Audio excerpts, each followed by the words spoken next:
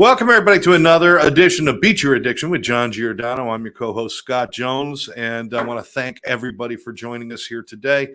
Again, we try to bring you great programming with information about everything from mental health to success to addiction to everything else. And we're just glad you're here. And we want to remind you, while you're watching this show, take a moment, like this page, and share this with your friends. Absolutely. Okay? Because that's how we get things. We're not sending out big advertisements or anything. We prefer word of mouth because word of mouth means people like what we're doing. And that's important, right, John? Absolutely. And listen, we're here to help people. And, we bring on guests that will help people. And that's what this show's about. Absolutely. Well, before we get started, we got a great guest coming to us from up in my old neck of the woods, up in the middle of New York there. But a great guest. But how have you been, John? Everything well? Hey, listen, I'm above ground. I'm healthy. And I keep moving forward. It's hard to hit a moving target. Yes, absolutely. But that's always been your thing. Since you got sober, it's always been about moving on, doing the next right thing. You're always trying to help people to do the right thing, You right? can't sit still in life. Life keeps going on anyway. Either you move with it or it runs you over. Yeah, that's a true story right there. All right. So you guys know us. You don't need to hear any more from us. Let's bring our guest in, John. What do you think? All right. All right. And this is Joe Templin, who is the author of Everyday Excellence. And want to thank him for joining us. Hey, there you go. He's got his book right there. Joining us from up in the middle of New York, central New York area, upstate New York. I'm not sure what you call it at this point. Depends on where you're at, right, Joe? Exactly. Everybody else calls everything in New York City. And then they realize that we have trees where I am, and they're like, oh, that New York. Yeah, it's the other New York. The other New York. Yeah, he's from the New York City. We're from the best neighborhoods in New York, Harlem and the South Bronx. Yeah, I'm from a place that did not have a traffic light until after I was out of grad school, and it still flashes after 5 p.m. I'm from a place that they steal the traffic lights. So it's okay. Yeah. We've got in central New York, we got boroughs too. It's called Rochester, Syracuse, Utica, and Albany. Those are our boroughs.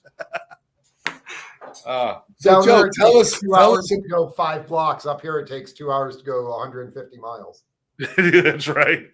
So Joe, tell us about yourself. Tell us about your mission and what's going on. And sure. So I am best described as a human Swiss Army knife.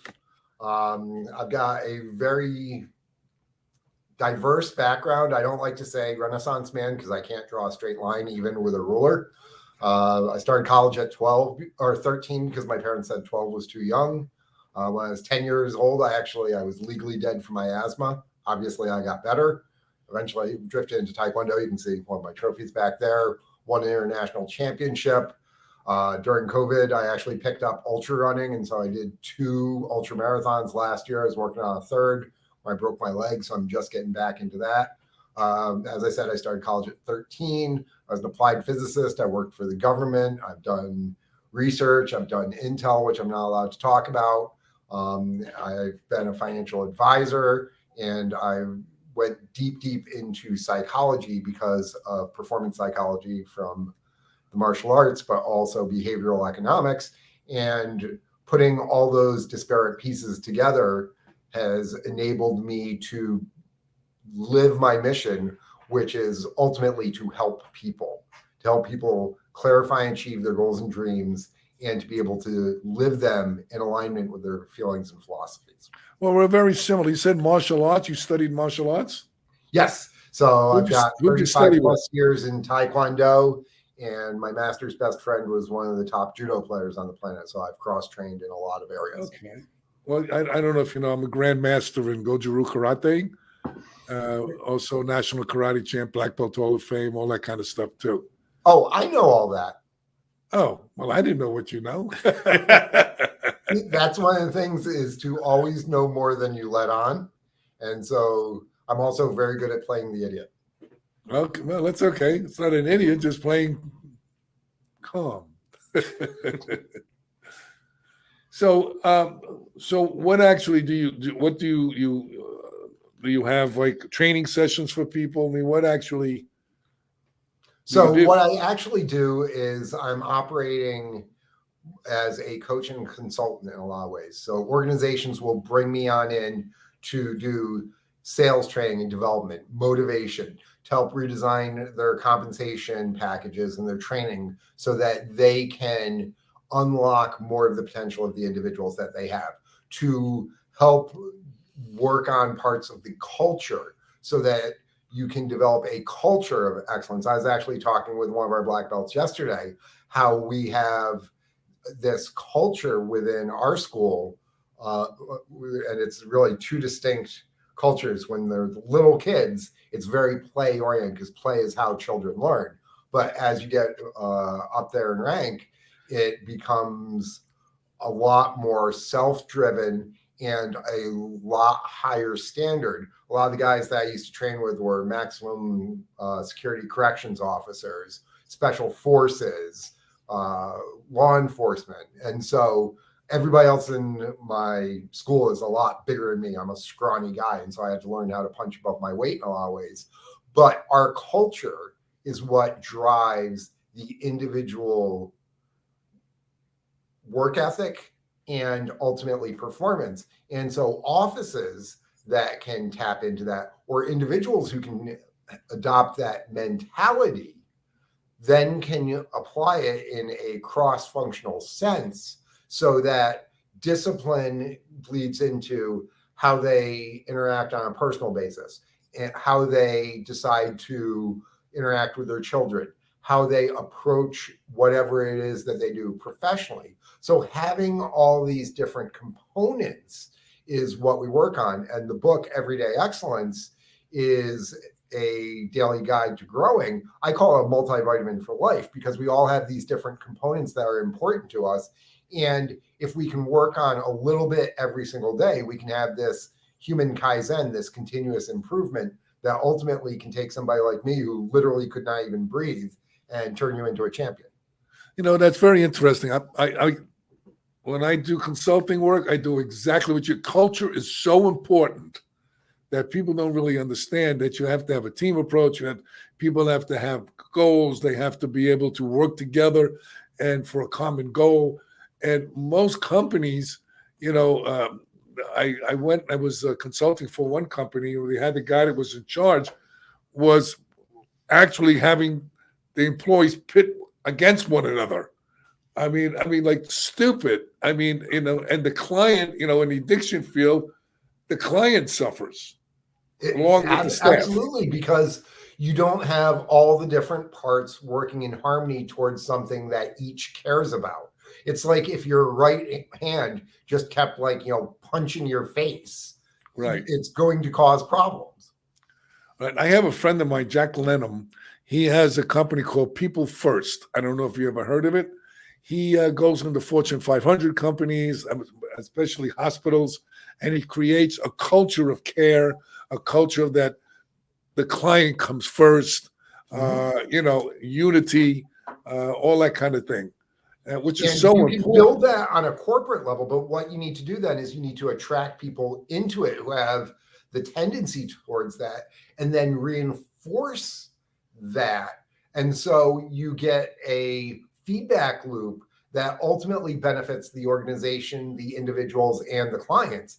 And if you can have those three components working together, like as martial arts, as we talk about mind, body, and spirit being in harmony, then that's how you're going to get those excellent results. And this concept is not just in the corporate world. This can be in your family life. This can be in your personal relationships. This is within the individual. And so having the individual invest the time to do the hard work to understand this and work towards it and build a process and a habit around it, that's how we build up good organizations and communities and long-range societies. Well, that's what I did with my company. When I did with my company, I had a 62-bed inpatient facility. We had 147 employees, but we started with one. You're looking at him. That was me. But the way I grew it, and my partners, the way we grew it, okay, because it's always a team. It's not just one person driving anything. You know, you help people to grow, you know, and help them to feel like they're working towards something and not just doing a job. And we have respect for people. And if they make a mistake, help them to correct it.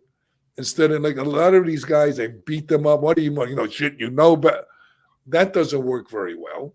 And if you got people just working to get a check, they're not going to work that great. They're just doing a job. There's going to be a lack of professional pride. They're not going to have their heart in it. And heart is one of the drivers. And about the mistakes, I've got a saying, if it's not fatal, it's fixable. Right. And what I've learned is that, when you create teams and you create people that have a single purpose, all right, and the client and my talk with them was real simple. The client comes first. We're helping to save lives, okay? So we're only as strong as the weakest link in our organization. So you guys need to all be together on the same page. And if you don't like something, my door is always open. Come in, talk to me. I give you that courtesy and that respect. And listen, I can learn from you. You learn from me. We learn from each other. And to me, that's very important. That sort of feedback mechanism where you've got the individuals interacting with each other and giving each other continuous feedback, but also being able to bring it up the chain essentially and have more resources, more attention, and consistency around how things are done.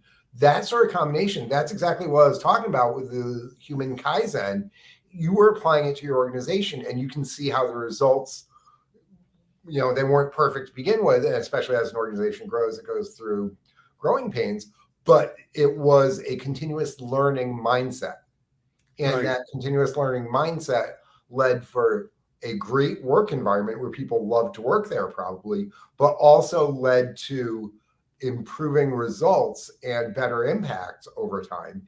And this is the sort of thing that can then be applied on an individual basis because, as a grandmaster, everybody starts off as a white belt and we all suck. But after you do the techniques 100 times, 1,000, 10,000, 1,000,000 times, eventually you become decent at it. Well, with our company, it was like a family, and family people have disagreements. And, if I had a staff member come and say, well, so-and-so did this and no. I said, well, did you tell them? Well, no, I don't want to start it. I would bring them both into the office. All right, now talk to each other because we can't have this in the company. You guys got to resolve these issues. Right. And so I do conflict resolution. You got a problem, fight it out, and then hug it out. Right. There you go. And, that's what we did. And, when we started the company, I started it with $300. I'm sure you already know that. And it grew. And we became the leaders in the industry. And we wind up in 2012, we sold it for $45 million. Now, I didn't want to sell it, but my partner got sick. And my other partner, which was his son, didn't want to do it anymore. Right. So I didn't have too much of a choice. And I says, okay, for that kind of money, well, what are you going to do? And the guy that took over did everything the opposite. He cut everybody's pay, got rid of a quarter of the staff, made mandatory this and mandatory that. And if you don't meet these certain numbers, you're done. He went out of business in 3 years. And that's one of the reasons why Warren Buffett, when he buys a company, leaves the management intact. He's like, you're doing things right. That's why we wanted to purchase you, because of the culture and the leadership. And so they purchase the companies and they just give them additional resources and things like that to further their mission. And they're like, hands off, keep doing it. That's why we wanted you. Well, the guy that bought us, he told me, I never forget it. He had me in his office. He says, I know you don't really know how to run this business. I said, well, why did you buy us? So he said, oh, your partner was the business guy. I said, no, my partner had cancer. He was out of this place for 4.5 years. I had his job too. I said, what are you talking about? He said, no, I'm going to show you how to do this. I said, okay. He fired me within 3 months. That's okay. You took his money and you did better things with it than he did. Yeah, that's all, and I'm still doing it. I'm still helping people. And, it's not about money. It never was about money with this company. Never, ever. We gave people free treatment when we couldn't even make payroll sometimes. Right, you were doing the right thing. And if you do the right thing, ultimately it's going to pay. It always comes in the back moment, and it might hurt, and it probably will suck at various times. But I've got a theory that I reinforce with the people that I work with called capitalistic karma. where if you're doing the right things and you do enough of it, you're going to be taken care of. Your reputation will precede you. It's part of the components of the trust factor in a lot of ways is your reputation. And so people will gravitate towards you and new opportunities will present themselves because you are doing the right things. Absolutely. You can lose money and make money, but if you lose your integrity and you don't have values, you're done. Yeah. You're toast. And, I do my best to explain that to people. If you put money first, I says, yeah, you might make the money, but I don't think you're going to be very successful. Yeah, and that's also completely and totally external validation as opposed to that internal drive, which, I'm preaching to the choir with a fellow martial artist, the desire to improve, to be better, to, you don't need the flashy, shiny car or the trophy wife or the big accolades or the huge house or anything. You know what? As an example, I love cheeseburgers. Probably not the best thing in the world to eat, but it doesn't matter how much money I make. I'm not going to eat 20 cheeseburgers in a day. Absolutely. Okay? I always tell my students of what I like. I've got friends who like $1,000 bottles of whiskey. Give me a Guinness. Okay. I'll take my Guinness and I'll be happy. I look at life like this. I want to remain, I always say, if you want to become a good teacher, you have to remain a good student. And you know what I learned in life? I know that I don't know. And as long as I remain teachable, then I know I can go to the next level because you only can take people as far as you are. That's very much John Maxwell talking about the levels of leadership, that we as leaders need to continuously grow ourselves so that the people that we are leading, that are coming up, that we're developing, can have a higher ceiling. Exactly. And I, like we go out to restaurant, and the waiter comes over and he does a good job. I compliment them. I say, listen, thank you for your service because you made my dinner much more enjoyable. And most of them, they look at me like, what? I believe, if you talk to people as human beings instead of, well, you serving me or you work for me, I'm the boss, you're the horse, that doesn't work very well for me. No. And that's how you build a culture, I believe. And I'm glad that you built that sort of culture. And I'm very appreciative that I'm able to have this conversation with you because this can hopefully get more people to see that, because leadership and management is not about the numbers. As I've always said, the most important division in a company is human resources, because the human being is the most important resource that any organization has. There is unlimited potential in those 6 inches between people's ears, but there's even more potential if you tap into their heart. And that is where we can truly achieve great things, because people will show up early, they'll work late, they'll come up with new solutions. That's what I had. My guys would. Scott used to work for me. He'll tell you. And he still likes you. No, we work together. He works with me, not for me anymore. No comment. No, I came down here, worked with John down at his place, and it was great. And it was exactly that. It was putting the right thing first, and having the faith and the belief that everybody would be fine, and we were, and it worked out great for John. And not so good, as far as like when the new owner took over. You got a guy who bought McDonald's because it's successful. The minute he bought McDonald's, he changed the name to Fred's. It didn't make any sense what he did. Exactly. And it was all it was ego driven. It was ego. Underlying processes that made it successful. Yeah. And all the people. So essentially, he bought the assets and then he screwed them up. What's interesting, what I tell people when I do some consulting work for them, I say, I'm going to tell you who one of the most important people in your company are. And they go, well, it's this guy, it's that guy. I said, no, the person that answers that phone. Absolutely. Absolutely. That sets the tone for the rest of what goes on. I tell people, they go, what? I go, that is the face of your organization. That is the first point of contact most people have. Right. So, we're on the same page. I love when I read some of the stuff that you do, because it's the same. Look, knowledge is universal. And if you tap into that universal knowledge, you'll notice that it's basically the same thing. Well, You know what? all of us that learn this lesson or continue learning it, all talk about the same stuff. Many paths lead to the mountaintop. Doesn't matter if you're reading the Bible, the Talmud, the Quran, the Hindi books. They are all, studying Zen Buddhism. They're all very similar in terms of what they are saying overall. And it doesn't matter if it's Taekwondo or karate or anything else. As Bruce Lee said, a punch is a punch, a kick is a kick. They are slight variations, slight differences, but in the end, these are all just ways to be able to achieve what the goal is, which in my situation is to help people become better. Right. Well, self-growth. See, that's how I look. And I used to send my staff for training, to help them develop themselves. So it was really funny. I was talking to my clinical director. Now it's been 12 years.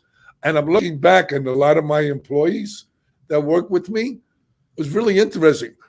They're consultants. They're doing this for big companies. I mean, I'm looking at Scott and them have a wonderful company. They're growing. I mean, all of them grew, and it wasn't like just a job for them. They went beyond the job. Huh?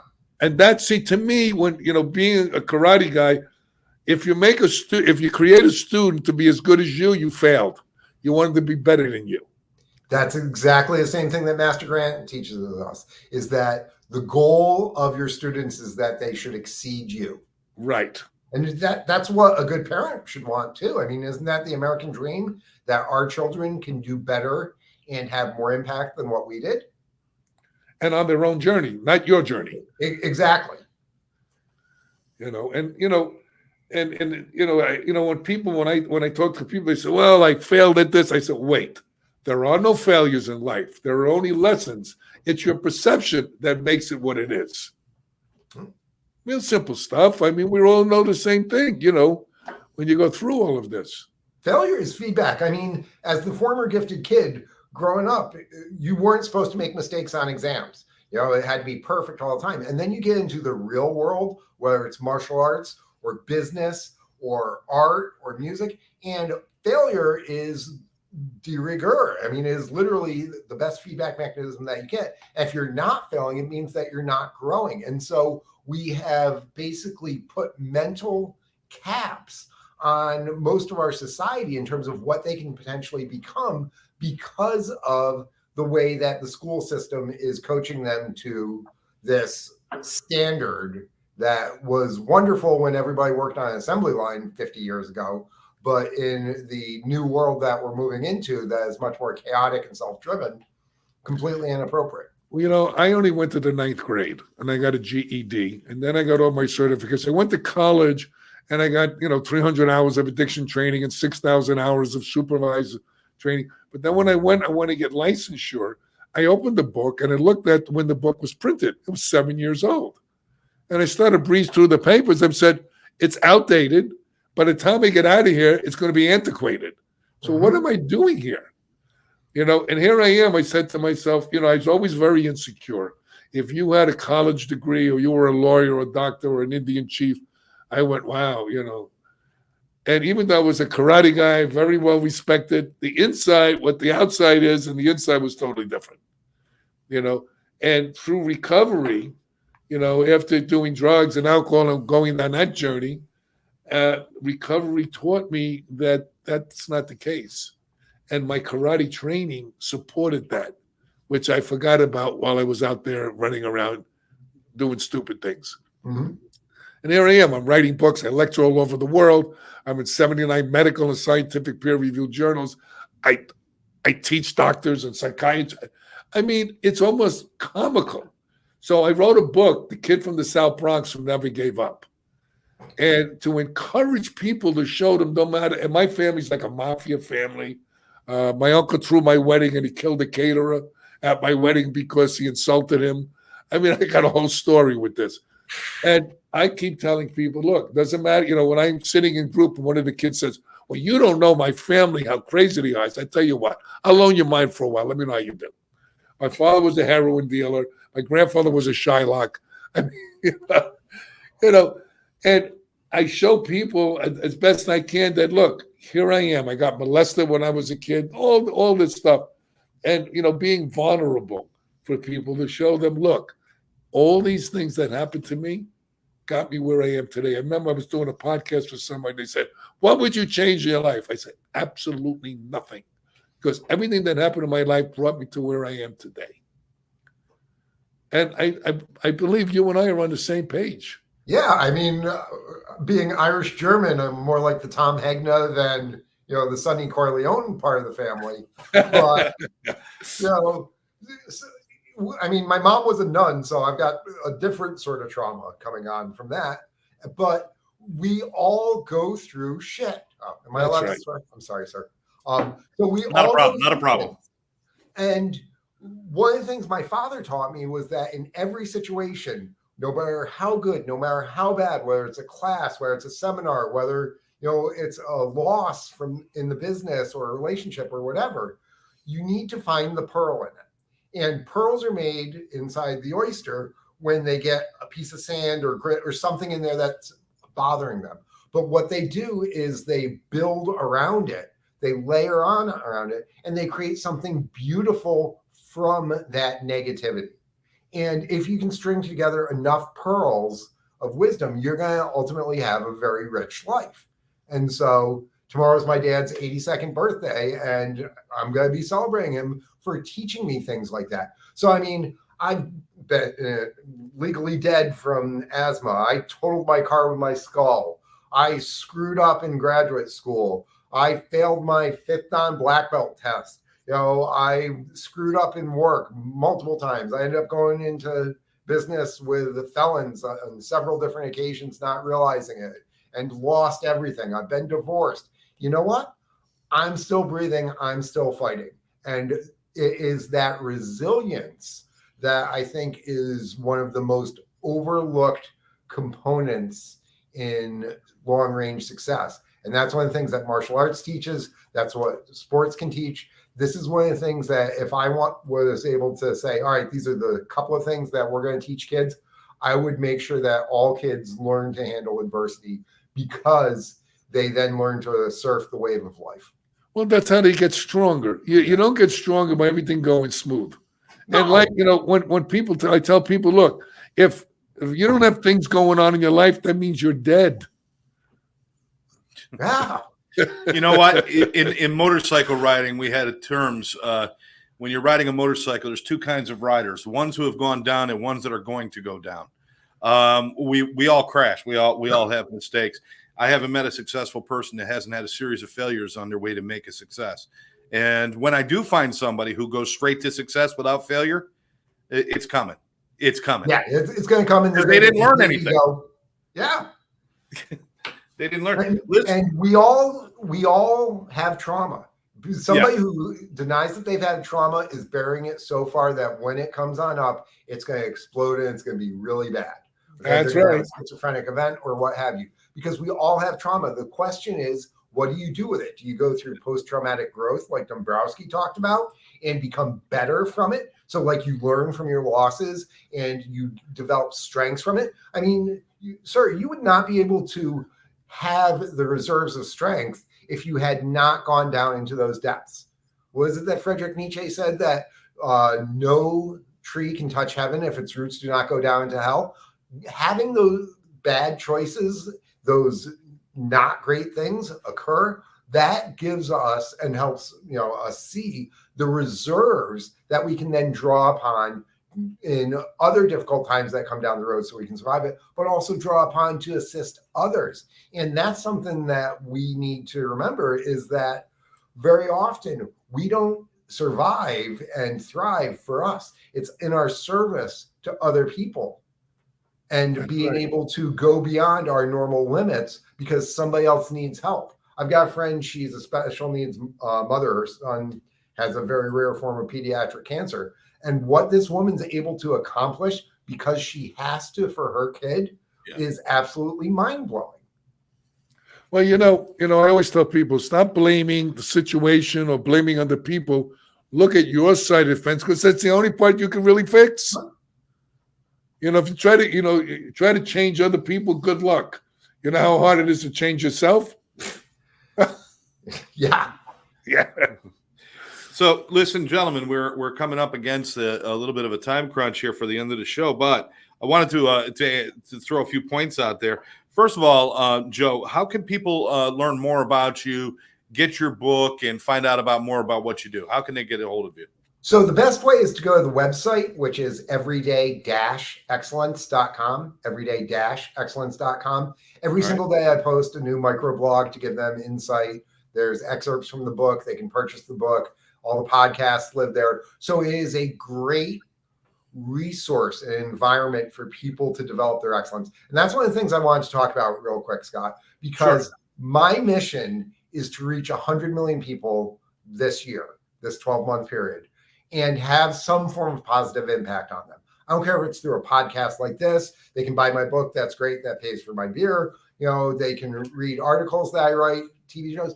I don't care. I just want to be able to have that sort of impact, because that would be 100 million butterflies, each flapping their wings in a positive manner. And the good typhoon that we could kick off from that, the positive impact that would ultimately be derived from it, is incalculable. And that's what I want. That's my BHAG, my big, hairy, audacious goal, is to have that sort of impact across the planet to help reverse some of the negative trends that we're seeing. And God knows we need it today. Yes, yes, sir. I've got to ask though, Joe, because given your Frank Abagnale type existence that you've had there, if you don't mind the comparison. With the fact that I did Intel for a while, actually, I take it as an absolute compliment. Oh, excellent. Well, with the Taekwondo, the marathons, college at 13, physicist, working for the government, all of these things, and now into the coaching, consulting, and the other things that you're doing. At what point did it become about your legacy and not about your accomplishments? Because obviously you're accomplishment driven, but now as you're talking to us, you're talking about your legacy than accomplishment driven. Because like I'll get a new medal for doing a Ragnar or a race or whatever, and then it just sits in the pile. I mean, I didn't even have this trophy. It disappeared for 6 years, and one of my friends found it and gave it to me the other day. And that's like actually from my first big tournament decades ago.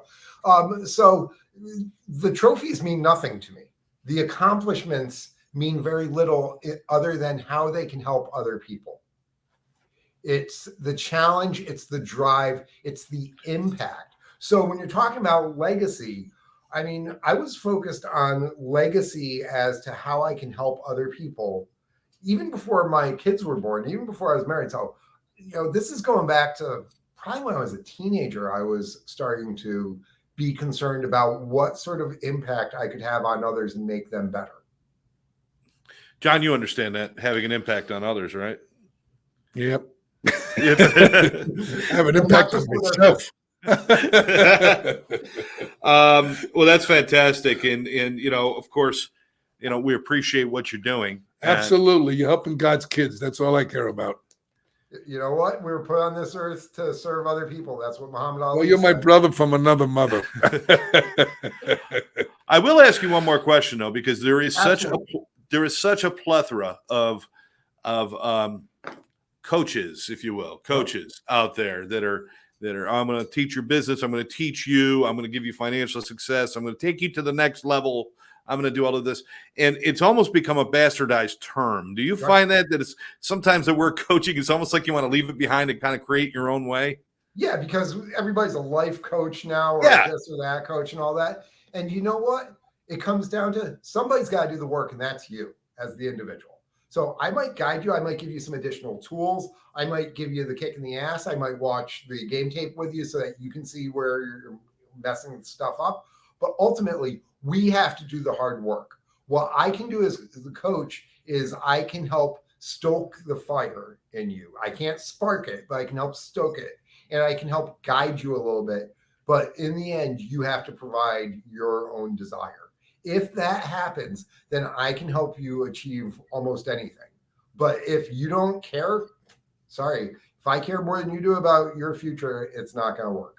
Well, what I always say, okay, when the student's ready, the teacher will appear. And that's just the way it is. Yes, sir. I like that. I like that. I'm going to consider you, Joe, a navigator. So, you want a navigator on your journey who understands where you're going and what's going on, but it's still your journey. Navigator can only give you suggestions and give you a roadmap of what he knows, but it's still your journey. So we appreciate everything you do, man. Absolutely. You're so well put together. You got such a great story. And this, have you written your life story yet? I mean, I think you should. Right, John? That'd be a tell great you, Joe, book. it makes the difference. Matter of fact, we're working on making a movie out of my life story. It helps people to see that, it was like when I was writing my book, my life story, I was crying. Mm-hmm. I was a little down.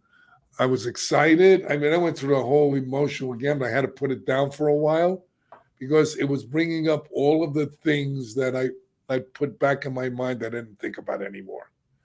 And it when you become vulnerable and you show people that you can be successful in spite of everything, it makes a bigger impact, I believe.